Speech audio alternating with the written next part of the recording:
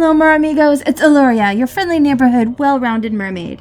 And to celebrate fall, my favorite time of year, and this ooky spooky splendiferous season, a part of which some of us celebrate as Halloween, Samhain, El Dia de los Muertos, All Saints' Day, and many, many other super neat traditions and festivities all around the world, I wanted to do a little something different in honor of October. And that's when the inspiration hit. Growing up as a VI girlfish, I loved the Scary Stories to Tell in the Dark series. And at the same time, I adored books by the National Library's Talking Books for the Blind. Then, ages later, I discovered the magic that is Audible, and not long after that, I dove into the worlds of audio dramas online, as well as vintage radio dramas, like those by Vincent Price, and many, many more. And I still love all of them. But in the past year or so, I've found something else. A whole new world I never knew existed here on YouTube. People reading stories. And in my case, scary stories. So, in a small tribute to some of my favorite new YouTube channels, like Darkness Prevails, Let's Read, and Scary Fairy Godmother, just to name a few, I decided a while back to put out a call for submissions on various social media. My goal was to present you with a smattering of scary and or enchanting stories, in a similar fashion to the channels I've come to know and adore, but with my own unique spin on them. So, I requested stories, or HydroTales as I call them, about, what else? Fantastical creatures and experiences dealing with water. Merfolk, selkies, water fae, ghost ships, sea monsters, lake and river creatures, water ghosts. Anything incredible that had to do with water. I wanted to hear about all of it, featuring real-world, preferably current, but passed-down works just as well, experiences about watery wonders of all kinds. And again, preferably scary, but not necessarily. Funny and fantastical would work too. So now, thanks to some kind, courageous folks, today I have 5 fun, fantastical, and in some cases, a little creepy, water-related stories to read for you, and deeply hope that you enjoy. Oh, but before I begin, please don't forget to check out the channels who've given me all of this inspiration via the links in the description. And if you like my voice, or want to hear more stories like this, or if you just enjoy what you found and would like to see more of what I do, please don't forget to hit the like button and to subscribe to my wee little YouTube channel, which is more or less about all things mermaid. And if you'd like to be alerted every time a video from me surfaces, you can also hit the little notification bell, which I hear sometimes works and sometimes doesn't, but I figure it's worth a try. Also, if you like this style of video from me here on this channel, please let me know in the comments. Or, if you have a first-hand experience or story you'd like me to narrate in this similar style, you can send that my way via email at ylluria@gmail.com with the subject of HydroTales, that's HYDROTALES, or you can PM me on the Book of Faces at facebook.com/mermaid-Yl'luria. That's mermaid, YLLURIA. And lastly, if you enjoyed this episode, please share it with your friends, family, or other kindred spirits. With your help, we can make the magic ripple ever outward and inspire many more dreams. Now, on to the stories. A Childhood Trip to Loch Ness by Fáigái. So when I was about 9, I went to Scotland with my grandmother. It was in October, and we decided to go over to Loch Ness for the day. We explored the castle and everything like that, and I was just suddenly drawn to the edge of the water, which isn't weird for me, as I'm a water person.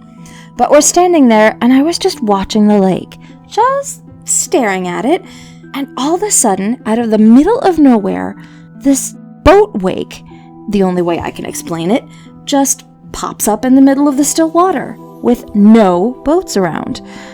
It was one of those big triangle wakes when something is going fast under the water, and it just started moving around. There was a big dark shadow underneath, and it was huge.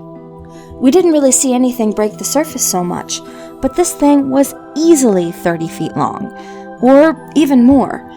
I don't know exactly, but it was not a fish. There's no fish out there that's going to be big enough to do that. And it was a big, round-shaped body. Next up, Love Lost at Sea by Michelle Sanchez. So my family and I went on a trip to Galveston for the first time, and in the town, close to the beach, there's a boardwalk with a theme park on it. We go to the theme park, and there's go-karts, a house of mirrors, and more games to play. I like to look at the water splashing against the rocks, so I go to the very end of the boardwalk, and I'm standing there looking in the distance, just daydreaming, when an old lady with white hair, drooping eyes, and a wizened face stands next to me and says, "You're not from here, are you?" I glanced at her and I replied with, "No." And then she asked, "Where are you from?" I told her, and she says, "I can read people's energy, and you have very calm yet curious energy." I looked at her, saying, "How do you know?" And she said, "I just know." Then she told me, "You want to know a story?" I said, "Yes, I would love to hear a story." So she proceeds to tell me that long ago, there was a pirate ship, and like every pirate ship, it had its sailors. Well, one sailor had a girlfriend. She was very beautiful, and he was very handsome. Sometimes he would leave for 2 days and come back on the 3rd day. And they used to see each other by the rocks. Well, one day he had to set out on an expedition with his captain, and he told her before he left, "I'll be back by September. Be ready, my love. We shall marry in September when I return." And he went off on his expedition. Days passed as she waited for him, and then, in August, she started getting everything ready for their perfect day.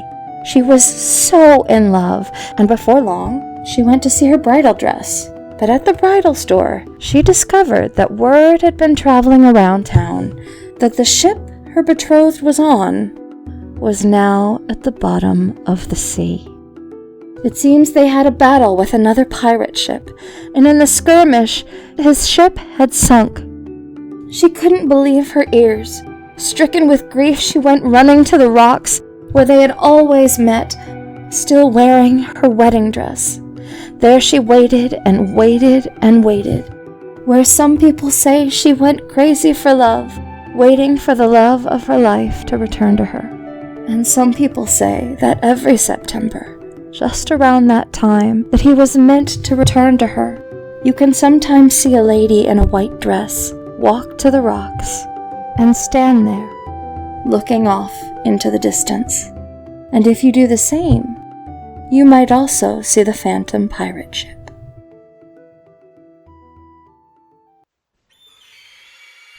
Next up, Dreams of Drowning by Ellie Polston.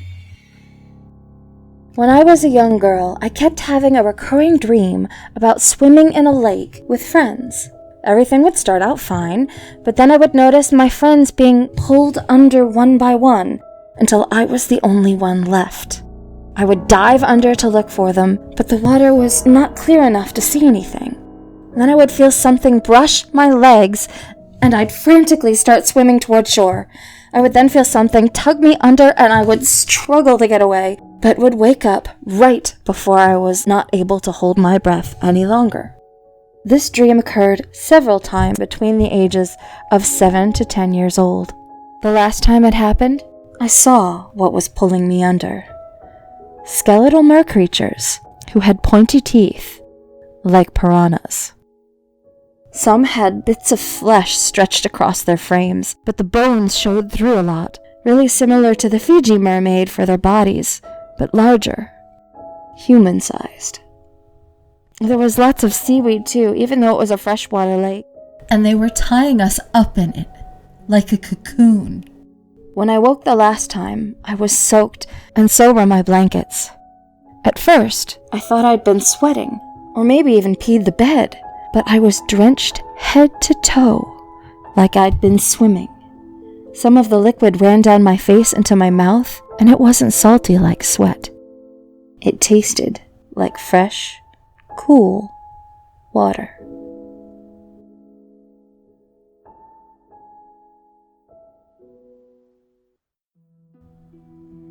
Next up, A Gift from the Ocean by Fáigái Moonfire. It was night when I walked upon the beach. A bright pearl-white moon lit the way. Tide was low, undulating waves exposed an expanse of water-laden sand. A milky white mist blurred the space between ocean and sky. It was as though the ocean had become a canvas on which Mother Nature had created a scene in oil. The crashing waves were as thick dabs of white and charcoal pigments sluiced together to form shadow and the mere appearance of movement. The ribbon of milky white mist didn't fill the sky, for there was a greater view to behold beyond the swath in which the horizon lay sleeping. The milkiness morphed into the brightest teal sky. If you've ever seen the brightest blue teal of a fan peacock's tail, it would pale in comparison to the jeweled blue-green that was the sky just then. The path of teal ribbon had an arc like a rainbow. The color stretched to the outer limit of our atmosphere. I could see the shape of she who was Earth. Directly above me, a window to the stars was revealed. Ursa Major, Andromeda, and Pegasus joined billions of other stars. I stared in stillness. I stood in silence, but only for a moment. My legs glided down the dune of sand to the damp beach. Closer and closer I ran toward the waves, my heartbeat racing in time with my stride. "Mother, I feel you under my feet," I cried out. The cold of the ocean took my breath away. I fell among the waves. I could feel fleur de sel washing over me, cleansing my heart, my soul. After a time, I sensed the water begin to change. A vibration started to hum through me. I pulled myself up as the water began to churn. Then my feet gave out under me as a rush of water whipped out from beneath the surface, laced itself around my limbs, and pulled me under. Panic and fear swam everywhere, took hold and shook me hard. Then a voice, timeless and feminine, rang clear. "She that would create must first destroy. Embrace who you truly are. Now, let go." And let go I did. All was wet, quiet, black, nothingness. But there was, in truth, also me. I was radiant in my beauty, bright. I was creation and inspiration. I was free. These things were so, through my own knowing, which at that moment simply was. Sound was the first physical sense to return. The gentle sloshing of waves lapping against stone brought me back. I felt the warmth of the morning sun upon my face, and I began to stretch, feeling the luxuriant strength of my movements. I opened my eyes to gaze upon a magnificent beauty. Before me lounged a mermaid, with skin the color of indigo twilight, glistening like starlight. The fullness of her breasts, mounds of flesh tender and soft. Her hands were graceful with slender fingers, each one ending with a curved point of jet, the witch's stone. She had violet eyes and lips of mulberry red framed her dazzling white smile. Her hair cascaded in waves, silky in the morning light, with sunshine splashing through shades of teal and turquoise. As I gazed along her mane of hair, I saw her other half, for this was indeed a Lorelei of the sea. She had a thick, brightly scaled fishtail, shimmering in opaque shades of teal, indigo, and violet. She calmly swished her tail about in the water, watching me. "Welcome to a new day, ocean child," the mermaid broke the silence, and I sighed in relief. "It's an honor, my lady," I whispered and bowed my head. only to hear laughter. Never bow your head, ocean child, for we are all one and remain so through love, she spoke again. I looked upon this strikingly beautiful creature of the sea, then ventured to question, "Was it you who spoke to me before?" "In a manner of speaking, yes," the mermaid replied. "You saved me from the waves?" I hazarded a guess. "You never needed saving, only guiding along. You experienced your true self in the waves and darkness, yes?" she asked. "Yes," I replied. "Then you are well met and reborn. Go forth and create, ocean child." She laughed again, and so did I. "May I ask of your name?" My curiosity was gaining in confidence. "You may ask, and I may or may not tell you, ocean child," she replied. "Please, beautiful lady, will you share with me your name?" I pleaded. Treacherous beauty that she was, she merely pondered for a moment before she said, "Only when the time is right." I looked about and saw the island which we were on was less island and more rock, with a great shell throne. It was here where the mermaid lay, with her torso and upper tail cradled in a giant pearlescent oyster shell. "My lady, where are we?" I asked. "We are within the realm of the sea, that which is me. Now, come, ocean child, swim with me. Let your imagination play." The wondrous mermaid gracefully slid into the water, and so I dove right in. We swam among bright coral reefs filled with a cosmos of fish, every color of the rainbow. Sea turtles, vibrant greens and yellows under the waves. Otters, dolphins, and seals came. Games of chase and hide and seek were played. Then the sun was on the horizon, and the waves were changing into indigo like the mermaid's sparkling skin. I found myself leaving the water, walking upon the beach. I turned back to the sea. She sat upon her throne, out past the 9th wave. I called out, "Please, lady, will you tell me your name?" She waved, and the shell island began to submerge. I called out once more, "Thank you, my lady. I will always remember you." And I, too, waved. As my mermaid lady disappeared beneath the surface of the sea, a voice rang out, "Yamaya."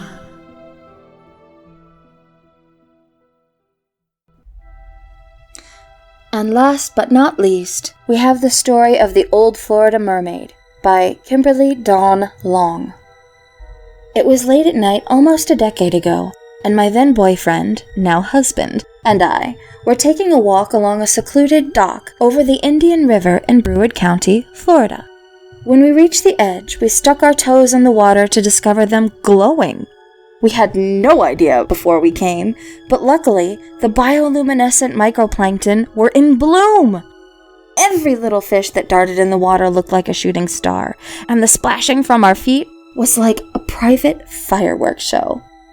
Suddenly, the water right beneath us began to glow brightly, and we realized there was something big attracted to all of our splashing. It was a fully grown manatee, perfectly outlined in the bright blue glow of the bioluminescence.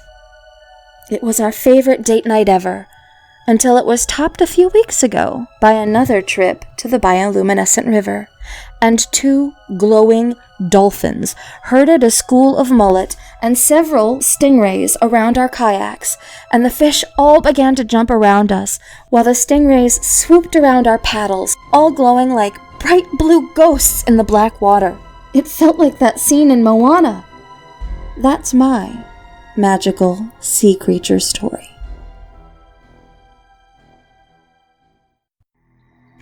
Well, everybody, that is it for me and all of these amazing stories that I have been blessed to have the honor of relaying to you.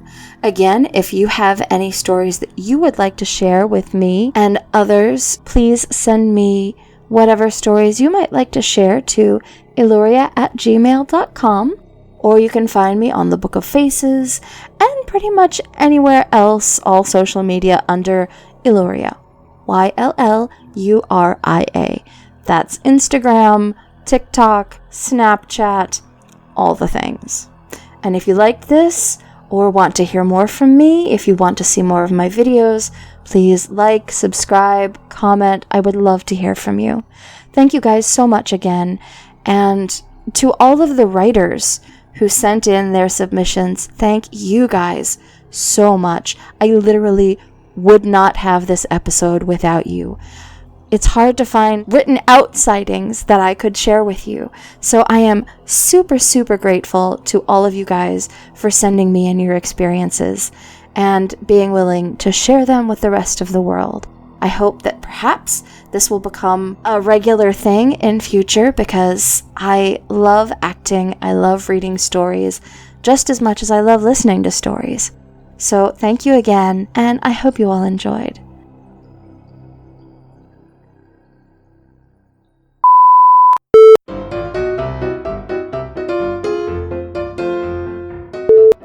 Her hands were graceful with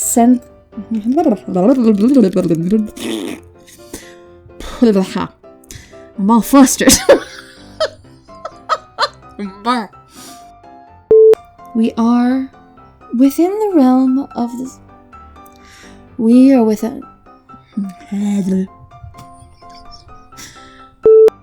Her hands were graceful with slender finger. I can't say that.